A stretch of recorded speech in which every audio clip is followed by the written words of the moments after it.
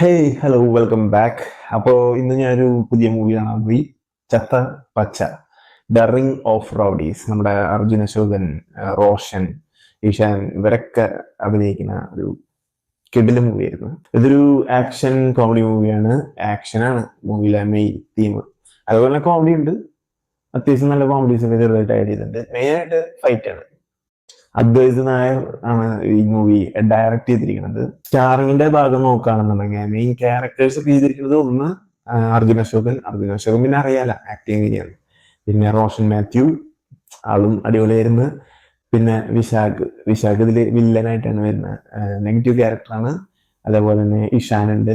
Ishan supporting ക്യാരക്ടറായിട്ട് Arjun അശോകന്റെ ഒപ്പം തന്നെ ഉണ്ട്. പിന്നെ സ്പെഷ്യലി ഒരു ക്യാമിയോ ഉണ്ട്. നമ്മുടെ മലയാളം മൂവിയിൽ തന്നെ ഏറ്റവും ടോപ്പ് ആയിട്ടുള്ള നടന്മാരില്ല ഒരാൾ തന്നെയാണ്. അടിപൊളി ക്യാമിയോ ഉണ്ട്. ഒരു 2 മണിക്കൂറാണ് മൂവിയുടെ ലെങ്ത് വരണത്. 2 മണിക്കൂർ കൂടുതലുണ്ട്, കുറച്ച് കൂടുതലുണ്ടെന്ന് തോന്നുന്നു 2 മണിക്കൂറിനായിട്ട്. എന്തായാലും മൂവി നമ്മളെ പിടിച്ചിരുത്തും തിയേറ്ററിൽ. നമ്മളെ ബോറടിപ്പിക്കൊന്നുമില്ല. ഈ 2-2.5 മണിക്കൂർ നമ്മളെ എൻഗേജിങ് ആയിട്ട് മൂവിയുടെ സ്റ്റോറിനെ പിടിച്ചിരുത്തും. എനിക്ക് ഹൈലൈറ്റ് ആയിട്ട് പറയാനുള്ള കാര്യം എന്താ വെച്ച് കഴിഞ്ഞാൽ മൂവി മേക്കിങ് അത് കിട്ടില്ലായിരുന്നു കേട്ടോ. ആ ക്യാമറ, സിനിമറ്റോഗ്രഫി, എഡിറ്റിംഗ് ആയാലും മ്യൂസിക് ആയാലും പിന്നെ ബാക്ക്ഗ്രൗണ്ട് സ്കോർ എടുത്തു പറയേണ്ട കാര്യമാണ്. മൂവിയിലെ ബാക്ക്ഗ്രൗണ്ട് സ്കോർ ഓരോ ക്യാരക്ടേഴ്സിനെ ഇൻട്രൊഡ്യൂസ് ചെയ്യുമ്പോഴും മൂവിയിലെ ഓരോ പീക്കായിട്ടുള്ള ഓരോ സീൻസ് വരുമ്പോഴും ഒക്കെ ആ ഒരു ബാക്ക്ഗ്രൗണ്ട് സ്കോർ ആ ഒരു സീനിലേക്ക് എത്തുമ്പോൾ നമ്മൾ ചില മൂവീസ് കണ്ടുകൊണ്ടിരിക്കുമ്പോൾ ഒരു പീക്ക് ലെവലിലേക്ക് എത്തില്ല മൂവിയുടെ ഓരോ സീനുകൾ. ഒരു ഇന്റർവൽ പഞ്ച് ഉണ്ട്. ആ ഒരു ഇന്റർവൽ എത്തണോടുകൂടി ഒരു പീക്ക് ഉണ്ട്. മൂവി നമുക്ക് കണ്ടുകൊണ്ടിരിക്കുമ്പോൾ ആ ഒരു അഡ്രിനൽ റഷ് ഫീൽ ചെയ്യണ ആ ഒരു സംഭവമൊക്കെ അതിങ്ങനെ ബാക്ക്ഗ്രൗണ്ട് സ്കോർ ഇങ്ങനെ ഇങ്ങനെ ഇങ്ങനെ ഇട്ടിട്ടിട്ടിട്ട് നമ്മളെ അതിൽ എൻഗേജ് ചെയ്യിപ്പിച്ച് കൃത്യമായിട്ട് പണിയെടുത്തിട്ടാണ് ഈ മൂവി സെറ്റ് ആക്കിയിട്ട് ഇറക്കിയിരിക്കുന്നത്. അതേപോലെ നമ്മൾ എൻഗേജിങ് ചെയ്തിരിക്കും. അത് ഞാൻ പറഞ്ഞത് ഈ ബാക്ക്ഗ്രൗണ്ട് സ്കോറിന്റെയും ഈ ഷോർട്സിന്റെയും സിനിമറ്റോഗ്രഫിയുടെ ഒക്കെ ആ ഒരു ടീമും അതേപോലെ തന്നെ ആക്ടേഴ്സിന്റെ ഒരു ഹാർഡ് വർക്കും എല്ലാം കൂടി മിക്സ് ആകുമ്പോൾ ഒരു പവർഫുൾ ആയിട്ടുള്ള ഒരു പരിപാടിയാണ് എന്തായാലും ഇത് ചെയ്തിരിക്കുന്നത്. അപ്പോ ഇന്റർവെൽ, അതാ ഞാൻ പറഞ്ഞത്, ഇന്റർവെല്ലിലെ ഒരു പഞ്ചുണ്ട്. അതെനിക്ക് ഭയങ്കര ഫേവററ്റ് ആണ് ഈ മൂവിയിൽ. ഇന്റർവെല്ലിൽ അവനോട് കൂടിയിട്ട് ഈ മൂവിയിലെ ക്യാരക്ടേഴ്സിനെ, അതായത് നമ്മുടെ റോഷൻ മാത്യു ചെയ്യണ ക്യാരക്ടറിനെ ഇൻട്രൊഡ്യൂസ് ചെയ്യണത് ഈ ഇന്റർവെല്ലാണ്. അപ്പോഴുള്ള ഒരു ഇന്റർവെൽ പഞ്ചില്ല, അത് കിട്ടില്ല പരിപാടി. ഇന്റർവെല്ലിൽ എഴുതി കാണിക്കുന്നതൊക്കെ എനിക്ക് ഭയങ്കര ഇഷ്ടപ്പെട്ട കിടലും പരിപാടിയായിട്ട്. പിന്നെ കുറെ ന്യൂ ഫേസസ് ഒക്കെ ഉണ്ട്, പുതിയ ആക്ടേഴ്സിനൊക്കെ നമുക്ക് ഇതിൽ കാണാൻ പറ്റും. സപ്പോർട്ടിങ് ക്യാരക്ടേഴ്സ് ഒക്കെയാണ് നമ്മൾ അർജുന അശോകന്റെ ടീമിലുള്ള പിള്ളേരൊക്കെ തന്നെ. പക്ഷെ അവന്മാരുടെയൊക്കെ അവരുടെ ഇൻട്രൊഡക്ഷനും അവരുടെ ഒരു ആക്ടിങ്ങും പുതിയ ആക്ടേഴ്സ് ആണ്. പക്ഷെ നല്ല എക്സ്പീരിയൻസ്ഡ് ആയിട്ടുള്ള ആക്ടേഴ്സ് ചെയ്യണ പോലെ വളരെ സിമ്പിൾ ആയിട്ടാണ് മൂവിയിൽ അഭിനയിച്ചിട്ട് പോകുന്ന പിള്ളേരൊക്കെ. പുതിയ ആക്ടേഴ്സ് ആണെന്നുള്ളൊരു ഫീൽ ചെയ്ത് തോന്നിപ്പിക്കില്ല. അതേപോലെ ആ ക്യാരക്ടേഴ്സും ചെയ്തിട്ടുണ്ട്. ഇവരുടെ ടീമിലുള്ള കുറച്ച് ക്യാരക്ടേഴ്സ് ഉണ്ട്, അവരൊക്കെ നമ്മളെ മനസ്സിൽ പതിയും. ക്യാരക്ടേഴ്സ് ഒക്കെ മെയിൻ ക്യാരക്ടേഴ്സ് മാത്രമല്ല, ഈ മറ്റു ക്യാരക്ടേഴ്സ് ഉണ്ട്. ഞാൻ കൂടുതലായിട്ട് പറഞ്ഞു കഴിഞ്ഞാൽ സ്പോയിലറും, അതുകൊണ്ട് വേണ്ട.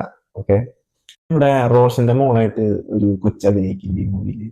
ആ ക്യാരക്ടർ നന്നായിട്ട് ചെയ്തിട്ടുണ്ട്. അത് വെച്ച് എനിക്ക് നല്ല ഇഷ്ടമായി. ഒരു ക്യൂട്ട് ക്യാരക്ടർ, ക്യൂട്ട് ക്രേസി ആയിട്ടുള്ള ഒരു പെങ്കുച്ച്. നമ്മുടെ അർജുൻ അശോകൻ പിന്നെ അറിയാലോ, ആളുടെ ക്യാരക്ടർ നല്ല ഡീസെന്റ് ആയിട്ട് ചെയ്തിട്ട് പോകുന്ന ഒരു മനുഷ്യനാണ്. അപ്പോൾ ആളുപരി നന്നായിട്ട് ചെയ്തിട്ടുണ്ട് കേട്ടോ. ആളുടെ ക്യാരക്ടർ പക്കയായിട്ട് ആള് കൊണ്ടുപോയിട്ടുണ്ട്.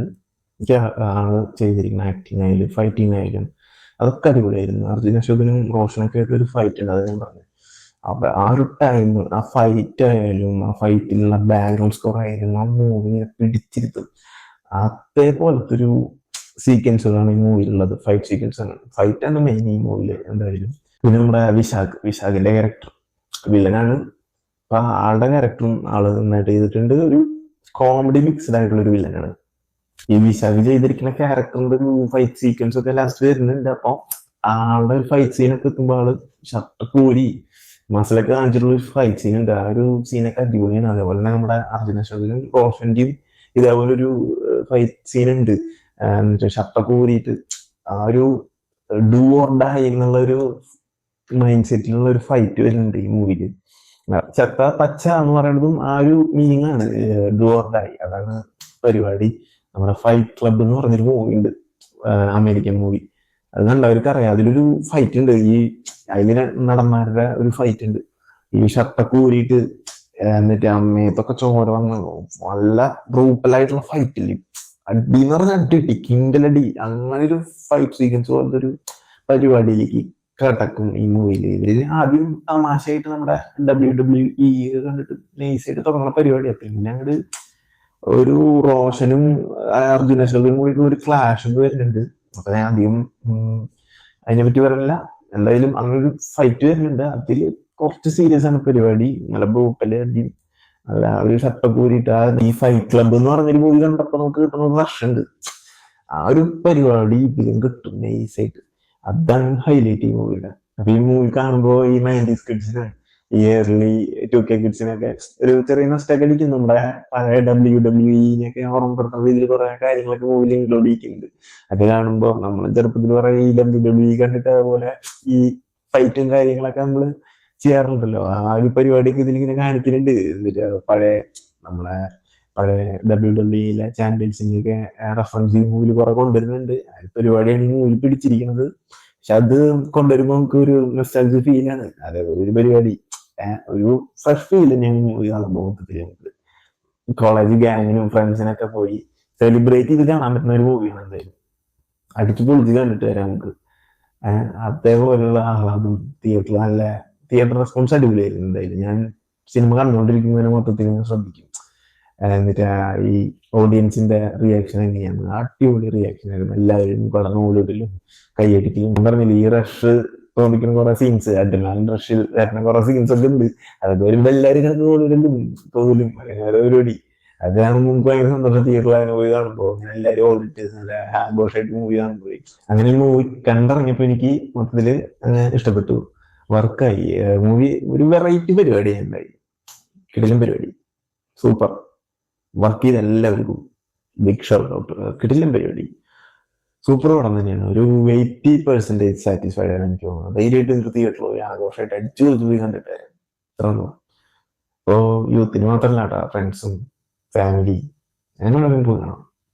എനിക്ക് സിനിമ കാണാൻ മൂടുണ്ടോ, എന്തായാലും പോയി കാണാം. ഇപ്പൊ സിനിമ കാണാൻ മൂടില്ലെങ്കിലും പോയി കണ്ടു കഴിഞ്ഞാൽ നമ്മുടെ മൂടാൻ തോന്നാവുന്ന അതാണ്. നല്ല പടം അത്രയുള്ളൂ.